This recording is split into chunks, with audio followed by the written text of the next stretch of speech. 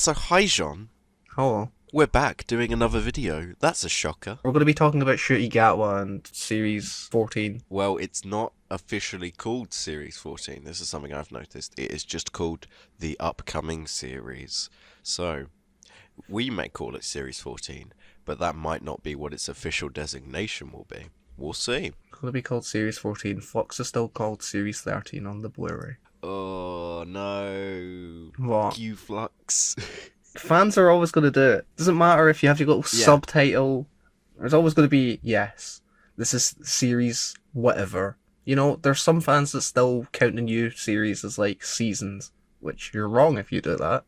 But, you know, Well, that's an argument for a different Series day. 14 is going to be Season 40, and if you call it that, you're a sad fucking nerd who needs to get out. So yes, this is our video. We've done our 60th anniversary, and at the end of the 60th anniversary specials, there will be a new Doctor Who. Again, Jean! How is this possible? We'll find out, but he will be played by Ncuti Gatwa. He is officially the 15th Doctor. So you need to go change our video where in the title it's Ncuti Gatwa is the 14th Doctor. You idiot. That's true, yeah. I don't know why I haven't updated that, but we probably say in the video, he is the 14th Doctor, which he's... Yeah. But yes, we got a little glimpse of Ncuti in the 60th trailers though, and he looks pissed. What I read in Doctor Who magazine was the background that he's been filmed against that isn't what we're actually going to see in the show, because the actual location is going to be too revealing or give away too much, and that intrigues me a lot, because what could possibly be there that will give something away? Because it's not just going to be like another street or another location. It has to be something pretty big to like hide. My thoughts, like as a fan, go to like, oh, is it Gallifrey again? I hope it's not, but it's like, is it like Gallifrey? Or people have said, is it the new TARDIS console room? Which I don't know why would be green screen, since it's an actual set, and we will get to talking about that in a bit. But maybe they've just cut Ncuti out of like him on the set and put the clouds behind him. But we'll see. Yeah, maybe the effects just aren't done yet. Maybe Peter Capaldi standing behind him and he's given a big thumbs up and we just can't see it. Yeah, there's actually just a line of all of the past Doctors just sitting behind him. Yeah, they're all back again. Well, I remember people saying, like, when we saw his shot of him in the clouds, and everyone going, "Oh, he's in the edge of he's in the Doctor's mind. He's in the edge of existence. The Guardians of the Edge." I'm like, we're not fucking doing that again. Yeah, it was a neat concept, but they're not bringing that back. At least not directly after just having and establishing it as a thing. Thing is, like, Russell had no idea what was in the power of the Doctor when he was writing these, so it's like, he's definitely not. But yeah, it's intriguing to say the least. But what I was gonna say was, like, that little glimpse we've got of him, I'm already sold on sort of his Doctor having maybe somewhat of a temper, that sassiness that we were looking for with Eccleston. We want that back, and I'm hoping with a performer as versatile and as charismatic as Ncuti, and they've kept going on about how, like, he could have charisma with anyone, that he is going to be a very playful Doctor, and I'm looking forward to that. Yeah, well, that's the thing from what Millie Gibson was saying. Like, their dynamic is apparently going to be like, what's it? People on the playground, like a best friend. So it's not going to be like Thank a romantic, God.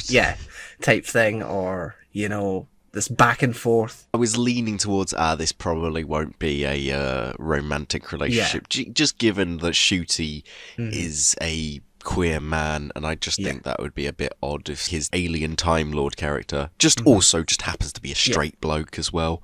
That just didn't seem, and I think even Neil Patrick Harris said like something like he's going to be the first gay Doctor. I don't think that as in like his character is, his Doctor is gay, more of in the sense of like Ncuti is the first openly gay person to be playing the Doctor.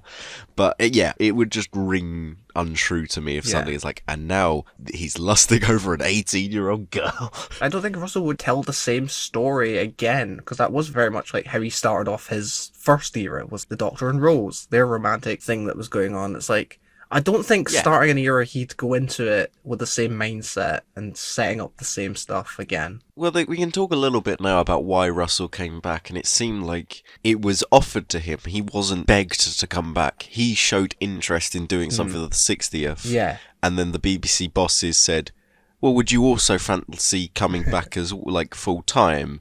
And Russell thought about it. He wasn't like, he was given an ultimatum, either you come back or Doctor Who is killed. Yeah. I mean, that's the story we're being fed. He talked about earlier in 2021, it was like, Doctor Who should have so many spin-offs that should be rivaling Marvel and Star Wars and things. I think he saw just there was the opportunity at that moment to do that, to build the empire. That's why I think when he was asked, I think he said, okay, but on these terms, he laid out, like, the Bad Wolf thing, like, he set up his own production company and all that. It's like, yeah, it very much does look like he does want to grow it and take it to that next level that he sees the show, or he thinks the show should be at. Yeah, definitely. And that's the thing, it's like, right now, like, we're in a really good position because Marvel and Star Wars are in a kind of, like, they are kind of at a shaky period at the minute. It's like, Marvel's kind of falling off. No one knows what's happening with Star Wars. And there is that big gap in the market for something to take over.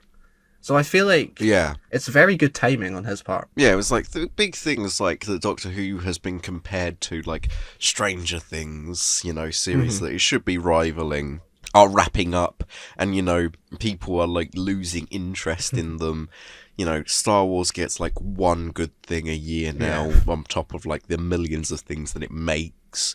And yeah, Marvel are constantly under fire now. Like, they have lost the gold standard that they once had of being untouchable. Yeah. So there's definitely like potential for a new franchise to basically, you know, reinvent itself and sort of come in and take that position.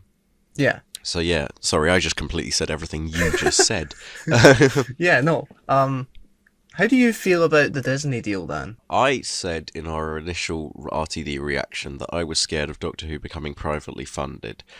It's been the thing I've been most interested in finding out, so I've definitely done my research and like, what does the Bad Wolf co-production actually mean? Yes. Well, it means basically just they make Doctor Who. They don't own Doctor Who, though. The BBC seem very intent on keeping Doctor Who, as they should be. Yeah. And that's the thing I was worried about the most. And then the Disney deal, I mean, at first, it was framed as it was just, and Doctor Who's going to Disney, like, as like, they will be showing it, they're not actually involved in making it. But streaming rights. The more that's come out, is that Disney have put money into it, or at least are making sure that they are, that they are, you know, keeping an eye on what's being made with Doctor Who. But that was also a decision made by the BBC. They wanted Doctor Who to have a new streaming partner. Yes. So none of this has come in and been like, oh, and Russell's gone, and we'll sell it to Disney, and we'll sell it to Bad Wolf. No, that's exactly not what's happened. The BBC were looking for a co-producer and a streaming partner, and they've got both. They are not losing Doctor Who, and that was the thing I was most worried about. So I am all for getting some money from the mouse. And, you know, a healthy co-production, and like Doctor Who having studios purposely built for Doctor Who. Like, there's a Doctor Who. I don't know if you've seen that space, but it's insane. It's so big. Yeah, it's huge. I mean, you can talk a little bit about that from your internship at Bad Wolf. Like, I'm sure you weren't involved in the making of Doctor Who, but you were definitely there at their, you know, offices and studios and things whilst it's been going on. I never actually got to go into when they were making Doctor Who. Like, I had a very small part, just sort of working behind the scenes with a small team of people that were doing like promotion and photography work. Right. Yeah, just being at the actual office and stuff, I did get to see the spaces. I didn't really get to go into them, and they obviously hadn't assembled stuff like the TARDIS set and stuff like that, which has come out since. Problem is, right, at the moment, I can't talk about a lot of the stuff that I have seen, so I can't be like, yes, because I do know some stuff, but I can't really go into it. No, and we wouldn't want to go into it, because we're not here to spoil anything. Yeah. I only talk about leaks if they have gone publicly. Like, if they have gone to Reddit or something like that, because I don't want to get in trouble. Here's the thing, once that stuff's out there, it becomes wildfire and you can't escape that. So it'd be like just sort of spitting into the wind, just going, "No, we won't talk about any of that," because that's not the point. I mean, if it got leaks that Shooty is only doing one series and there's a 16th Doctor coming in, sure, we will talk about that.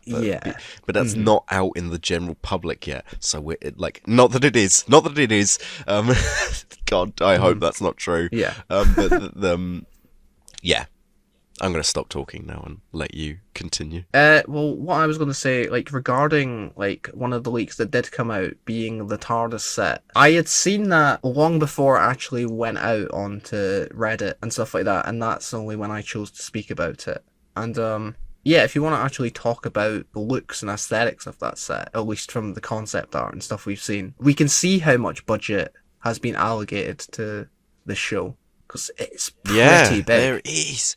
Fucking huge. Yeah, like it really is taking the whole concept of bigger on the inside. It's like the concept art you see they used to make, like, you know, the Matt Savage stuff was immediately stuff that came to mind for me for the Matt Smith console room. Yeah. And just like, you know, just corridors and, you know, loads of gantries and things. And there's a winding sort of staircase sort of thing. I mean, I must note that there is no actual stairs, which makes it completely disability accessible, which means good for you, Tharies. There you go, man. It's a very classic TARDIS, way more classic than I ever thought we'd get in the new series. Like, there's the fact that it appears to be like white and grey and blue and things. I was like, I never thought we'd see these colours in a TARDIS again, really. I thought we were going, like, it would be silvers at the very least. That's the thing, it's very slick. Yeah, I'm so glad we're not back to organic shit, because that was a concern. But, like, with Russell, was like, is that just his taste in TARDIS? Does he like a sort of, like, hodgepodge, like, thing? Like, and brassy and things like that, but no, he's definitely way more retro than I ever imagined. And yeah, seeing Tennant's the 14th Doctor depicted in it, I mean, it's definitely staying for Shooty. There's no way they'd build that and then go, fuck it, new TARDIS for Shooty. Like that's the new TARDIS for the next 5 years. Yeah, no, there's no way.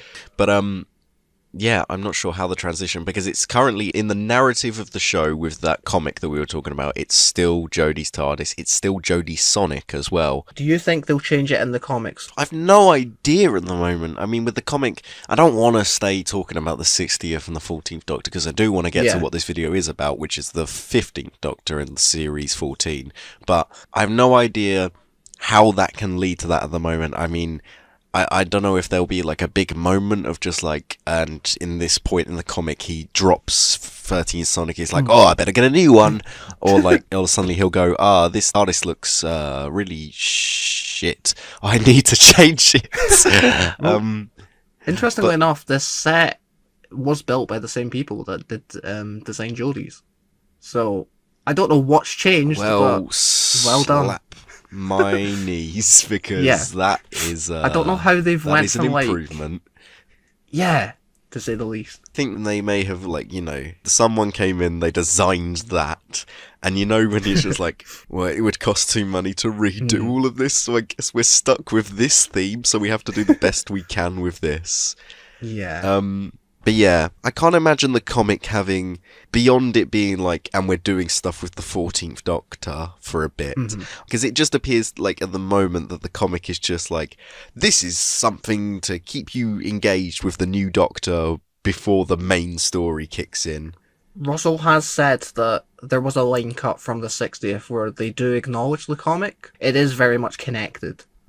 Well, we'll see, but Jodie's TARDIS definitely isn't going to be in the 60th because they've dismantled it before they were filming the 60th, so there's definitely no chance of it being in there. It could be a thing of, I have no idea. And that, you know, that is the thing, and now I think we should get on to talking about Shutigawa and Series 14. Yes, we should. What do you want to talk about first? Just the stuff we found out, I guess, maybe the costume. That's obviously something that's happened. The costume. I've spoken about that. I can't remember what your reaction to the costume was. So take the floor. What's your reaction to Ncuti Gatwa as the Doctor? I quite like it. It's simple. It does sort of feel like a hodgepodge of like RTD's first Doctors, but the thing is, I don't really know what I imagined him in, but when I saw these pictures come out, I was like, yes, that is the Doctor. It's not a costume that I would have went for, but I think there's just something that works about it on him. And I do also see this being a costume that there will be variety and variants as well. So, yeah, I'd say it's quite simple. I was expecting something a bit more colourful, but at the minute, yeah, I'm happy with it. I like it. Yeah, we have very similar opinions on most of this stuff, where it's like, I was expecting maybe some more flamboyance, but then you can go from what looks good in your head and what looks good on a piece of fan art, and then what's actually going to look good as a toy or practically, like what can you do with a Doctor's costume that won't be like encumbersome and like that will take forever, you know? It's like, if he had layers and layers and like patterns and tons of colours, it's like you need to really take care of how you shoot that as well.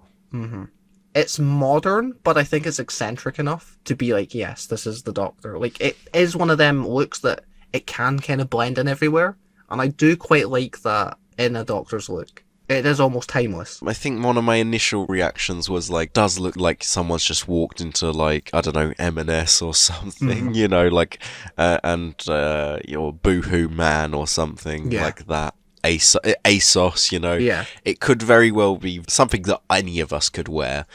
And that's very much of the Russell T Davies, more so of the 10th Doctor than the 9th Doctor. Well, that's the thing. It's almost as if they've taken the brown suit aesthetic of the 10th Doctor, the long coat, and then the jumper of the 9th Doctor. It does sort of feel like a hybrid. I do like that the jumper is a crop top. That feels very shooty. And the rings and the nails, which you don't see in the promo pictures, but you see the Gallifreyan nail tattoos that he's got. That's cool. That was like the stuff I was expecting from Ncuti's costume, like the stuff he would bring to the role, which is very cool. I think people have said it's quite Sherlock Holmesy with the tartan, the plaid. I'm hoping that alludes to like his character. The costume sort of informs his character. Like Jodie's outfit is the exact outfit you expect for her character, even though it is like kind of costume-like.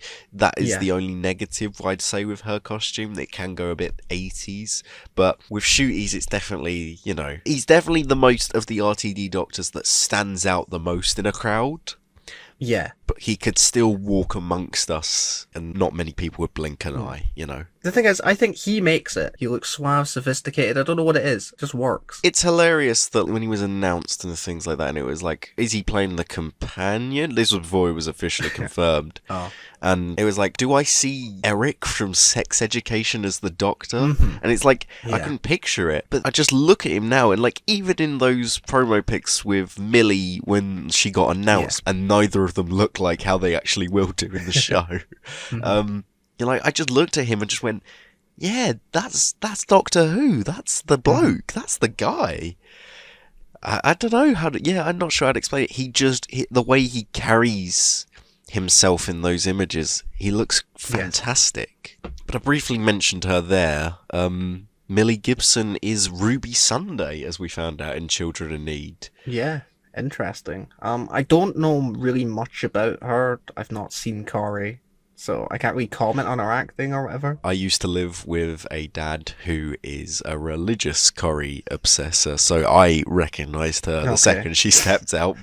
So she's one of those people that is on Corrie and you're like, she's a good actress. She's a really good actress. Like surrounded by, you know, quite a mix of talent on Corrie. So, you know, you notice the ones that stand out. So it wasn't like a, oh no, she's going to be rubbish. It was like, oh yeah, she'll be good. And I think just seeing the behind the scenes videos as well, like the chemistry that she already has with Ncuti, I think we're in for a good time. Yeah, I was immediately sold on them two together on the day they took the promo shoot. That is a new David Tennant and sort of Catherine Tate like bond there that we're seeing. But the weird thing is that like these two are definitely going to be like best friends.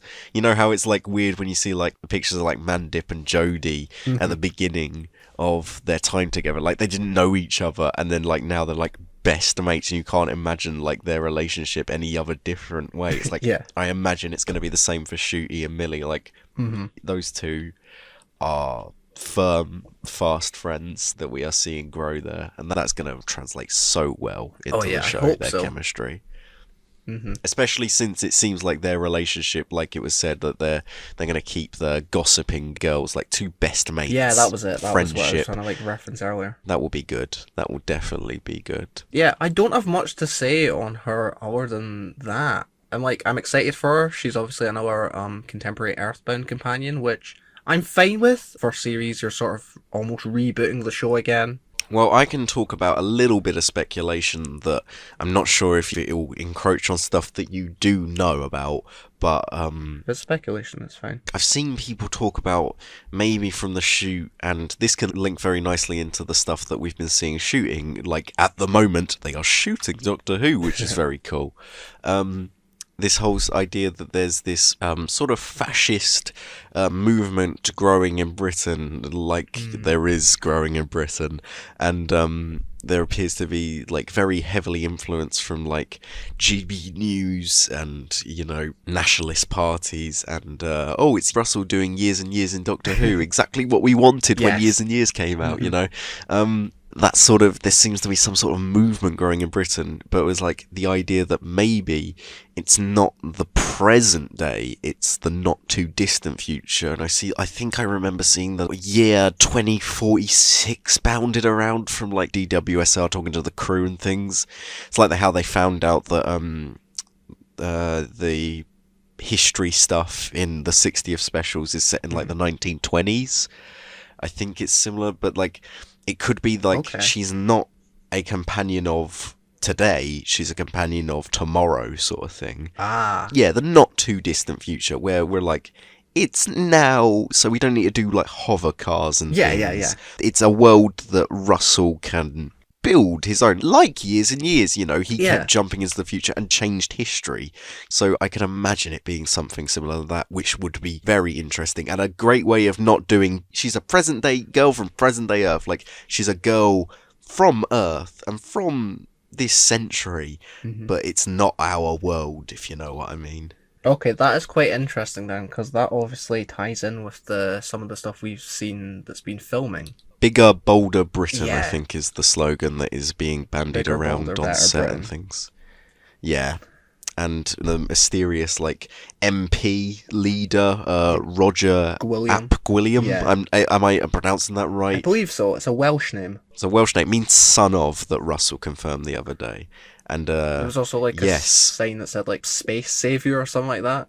Space Savior, yeah. And they've made a big point of like his casting, that he is a mysterious character. Yeah. And then everyone goes, it's the Master. Yeah, no. And it's not going to be the Master. There's just no way he's going to repeat those beats. It's the Rani. It's like every surprise character is, it's the Master, it's Omega, it's Susan. No, just it's just going to be its own original character. Stop. I 100% believe it will be some form of alien connection, obviously. Yeah. Although that would be a nice subversion, that you think, oh, aliens manipulating this fucker, and then it's like, nah, he's just a horrible person. But I'm sure there will be maybe a slimy connection, a sort of maybe I'm thinking snails or something, you know, like, I don't know, some sort of connection to that. Maybe a slug-like creature. Some sort of sucking thing, you know, that grabs people. Yeah. I don't know. Just getting a feeling, just getting a hunch. Yeah. We are, of course, talking about the big slug boy, the big glupshitto, whatever he's called, or whatever they are called, if there's multiple, that seems to just be sliding around the streets of Cardiff. See, with your not too distant future speculation thing, that really interests me, because something that I saw from the filming pictures of the Slog episode was, I picked up on the fashion from the people around. Yeah, I've picked up on that as well. It looked very 60s inspired, but also everyone seemed to be wearing like all one colour, like, you know, girl all in blue, like pinks. Yeah, pinks, all very like pale tones, all sort of the one colour. And I think Thari said this, but it was giving him sort of Back to the Future vibes when they do go into the future, and it's kind of like an 80s, yeah, like... it's like it's the it's the exaggerated future of just like everything's big and there's hoverboards and shit like that. That's such a thing that would definitely come back. Like if it's the not too distant future, there would definitely be another wave of like, and we're all got hard-ons for the 60s or something, you know, like the last decade, the 80s came back in a big way, sort of thing, you know, like. So there's definitely that idea of like nostalgia, which could, I hope we're surprised by what happens, and I'm not going to get my hopes up and like say this is definitely what happens, and if it doesn't happen, I'm going to be so furious with Russell. But no, this sounds like a great concept that I'd love for them to explore. Yeah, but Big Slug Boy, what's his deal? I don't know what it is, just seeing like this massive slug just out and about the streets of Swansea. There's just something really fun and camp about it that I love. There's like a bloke in it as well, and it looks really cumbersome. I think you even said it in one of your videos. It's like a tractator. It's a nicer looking thing, but it's like they'd have a go at making something like that in the 80s, you know, and it'd be wobbling about and you'd hear it squeak. Yeah, I'm intrigued to see how it moves. I'm imagining it's going to be a similar thing to the Beep the Meep, where it's like, this is the physical performance, and then we enhance it through CGI or something. So there's that video that's going about showing what looks like a child being eaten by one.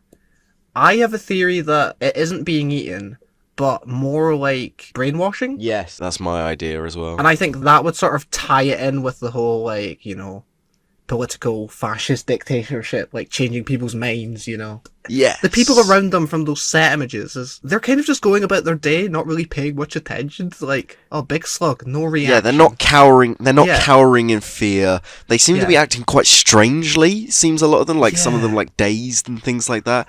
And it's like, no one's really reacting to this big slug. So it's like, could it be like there's this sort of like no one can actually see these slugs or something? You know, like the beetle. It's like something's on your back or something like that, or like there's something moving through the streets and things. It's like we're so conditioned that they don't even see this big slug monster. It was giving me vibes of a Doctor Who story, but I can't put my finger on it. Something like, but there's the idea of just this big slug monster just sliding through the streets, hoovering up people who are just on the streets and like, I don't know, brainwashing them into something. And then there's like this space savior, Roger Ap Gwilliam, like he's the leader or something like that.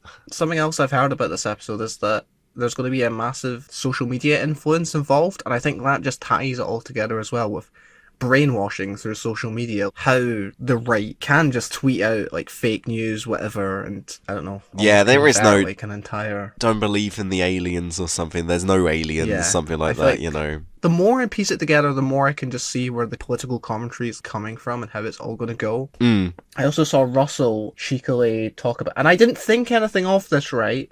Because it's just Russell playing about when the casting of the guy that's playing Roger Ap Gwilliam, he made a comment being like, he's not an app unless he is. And I was like, I didn't think about that until I got the leaked like social media stuff. And I was like, oh my god, Russell. He puts stuff out there that we don't think anything of. Like, I have all these things going on in my head like, oh, but is that linked? Because it does kind of fit with everything. He's probably sitting there giggling away after he's posted that as well. Like, he's like, oh, no one knows how significant that actually is. That is hilarious. I'll put the actual post on screen. Oh, Russ. But yeah. Because I made that link and I was like, fuck, no one's thinking about that or made that connection just because I've seen this one thing from a friend. And I'm like, ugh. They've got us. See, Jean, we are Doctor Who fans. Yeah. We are sad Doctor Who fans. But I'll tell you who I'm not as sad as. People who like Kate Stewart, because I couldn't give a shit about that. Yeah, no, I'm surprised to see her back this early, to be honest. Like, I'm not annoyed that she's back. I'm just sort of like, that's cool. It'll be interesting to see her have a character. Yeah, the thing with Kate Stewart, and I talked about this with Jacob, was just, there's nothing there. I don't get excited. Her character is, I'm the Brigadier's daughter, and for some reason, everyone bloody loves her. Like, I don't care if you've listened to the 70 unit Big Finish is. Like, I listened to one and she was exactly the same as she was in the TV series. There was no difference. It's Stan MILF Twitter that love her. Yeah, on the one hand, I'm loving that there's continuity into this new era. Unit are back in the 60th, and now we know they're back in series 14. The only problem is it's Kate Stewart. Like, I have nothing against her. I just don't get what she's about. I don't care about her. So yeah, I'm of the opinion with everyone else that maybe Russell can give her a personality. Yeah. It would be really cool if she came back and she didn't mention her dad. That would be awesome. Yeah, no, that's not going to happen. A rumour that I have seen flying about that I don't quite believe is that maybe Ruby will be her daughter. And I was like, no. Yeah, I've seen this, and that's hilarious. Have, like, brought that up. Like, having a daughter at some point. It's like, no. What? And also, it's like, I just don't know what the point of the connection would be. If there's a narrative story reason, I'll give it credit. But at the moment, it's just like, and she's Kate's daughter. She's a Lethbridge Stewart as well. You know, it's just like, it's a very Moffat thing to do. Fine. Yeah, if there's a reason for her to be her daughter and there's interesting stuff to do there with the characters, sure, why not? Who knows? That's the thing. We've seen a lot, but at the same time, we don't really know anything regarding the upcoming series of the show. No, it's only just like started filming, so yeah, we're definitely going to get loads more in the coming weeks of filming pictures if they're still out in public. It feels like they're doing so much out in public with this next series, though. That's really exciting. Since making the connection, this does all seem to be from the one episode, which yes, or as I talked to you in between recording, it's a series arc. Yeah, because it's odd, we've not seen Shooty really. No, I haven't seen Shooty once, I don't think. I can't remember if he was filming the stuff just before Christmas. Well, there was that stupid rumour that is like, so Shooty Gat was outside my house, and so is David Tennant. It was like, he's not, so that's not true. Yeah, I really hope they do a deep breath where the 14th Doctor calls up Shruti Gatwa to be like, yes, you are the Doctor, you can do it, bro. Yeah. Calls up Ruby Suddenly, it's like, hi, you don't know who I am, and you don't know who he is, but believe me, he's gonna be good. David Tennant isn't coming back after the 60th. Sure, he might come back for the 70th, because realistically, he's not going to turn it down. He's in it till the end. Look, he'll be back in Big Finish next year. He's in that Big Finish 60th thing this year. So, you know, it's not like we're never going to see him again. We talked about it, it's like, as Doctor Who fans, he's never really fucked off. He's never really gone away. So that's fine. We don't need him back in the show. He wasn't in the show for like since 2013, in the show properly. So we're just going to go back to that. It's fine. We can have Shooty Gatwa be the Doctor for a few years. It's cool. I really hope he outdoes the 3 series and outrule. Like, I want more series. And the thing is, he's the one that I can't see staying around that long. Because he is such a big name now. And that he's definitely got a contract that I mean, unless he absolutely adores being Doctor Who, and I'm sure he will, and it seems like he is adoring being Doctor Who. Yeah. But you know, everyone gets tired. Yeah, and it's still early. Like I'm sure Jodie wasn't going, and I want to fucking leave after one series. Like as soon as she came in, you know, like they're all excited. They all want to do it again. But you know. We'll see how long Shooty sticks around for. I don't even want to think about it, to be honest, because it feels like we haven't even got him yet, and we're already talking about him leaving. This isn't me having a go. It's just a thing of like we do this as fans. We just always think about the next thing when really we should be thinking about enjoying what's about to come. And that's great because it's like we've not even got the 60th yet, and yet we're talking about series 14. Like we haven't even got any of this shit yet. It's all like amazing. A year away. We're all like talking about that, a year away, Christmas or the festive period. Christmas. Yes, it's definitely looking to be Christmas. Russell loves that slot. I'll be honest, I was never a fan of the New Year slot. Just New Year's Day, it's just a bit depressing for me. It's always nice to have a new episode of Doctor Who, but if I had to make the choice, Yeah, go back to Christmas. It was fun to do New Year's as like a oh, we need to change it up a little bit. Oh, we'll stick it on New Year's Day.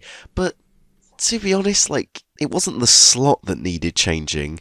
It was the stories. The Christmas specials were never particularly that great. This is for everyone. This isn't just for Doctor Who fans. Yeah. And usually the worst Christmas specials are the ones that are aiming at Doctor Who fans. Twice upon a time. Oh, I have to always bring it up.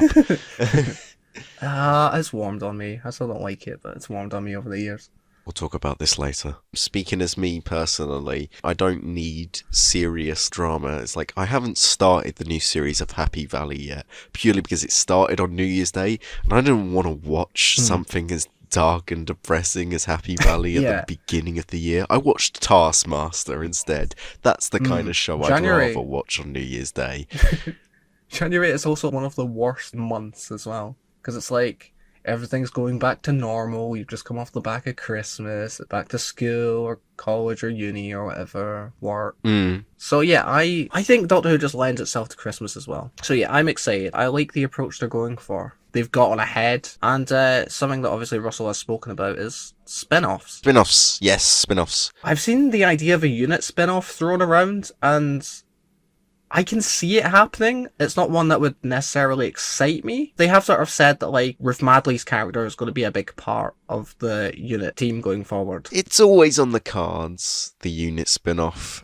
It seems like the natural thing to do. Russell's very much like keeping the show alive when it's off air, adding more to the universe that you can't do in 8 episodes and a Christmas special, because like, you want to be telling a narrative. The problem with like an episode count is like, you can't do everything, so having multiple shows and multiple episodes to explore things in those shows would be a great help in expanding the world in a way that you couldn't do in like 2005 and to 2009, you know? That's something I wanted to talk to you about then. The 8 episodes cut. How do you feel about that? Because I've seen people very split on this decision. I was 100% expecting that the episode count would go down with the change in production. And I don't care, you know. I'd rather quality over quantity. I mean, I don't just want 3 episodes of Doctor Who every year, but that's me speaking as a fan. If they were the best 3 episodes of Doctor Who every year... It's worked out right. Actually, getting 8 episodes annually is more than we would have got during the Chibnall era, because of the year gaps between. Really? Yeah. Like, someone did the math. So, I did see people complaining about that. I was like, technically we are getting more content, and I do feel like with the inclusion of spin-offs and other media, as well as just the upped promotion, like, we said it in our last video, it's like, the gap that we've had since Tent and Tate's and Shooty's announcement doesn't feel that much because of the stuff that we've got since, whether that be pictures, trailers, behind-the-scenes stuff. It's good to see Doctor Who being kept alive. I'm very happy about that. And they keep saying the future is here. It's been good because, like, we've been waiting so long, it felt like, you know, since Chibnall got announced he was leaving. Our lives have changed so much since 2021 when all this news began to come out. And now we're so close, the beginning of a new age, it feels like, rather than just a new era. It's beginning of a new something, I don't know. But I get what you're saying. It's gratifying as a long-term fan to suddenly go from, like, maybe a little bit of a dip to now something of a high. Yeah. So yeah, I think that's a good place to end it. Just, the future is now. And yeah. If you like this video, then be sure to give it a thumbs up, subscribe if you haven't already, and we'll see you in a bit. You know, there's constantly stuff coming out, so we'll see you then. We're hoping to keep up this year, because it being the 60th, I think we'll do some more stuff. So yeah, definitely see you soon. Bye-bye.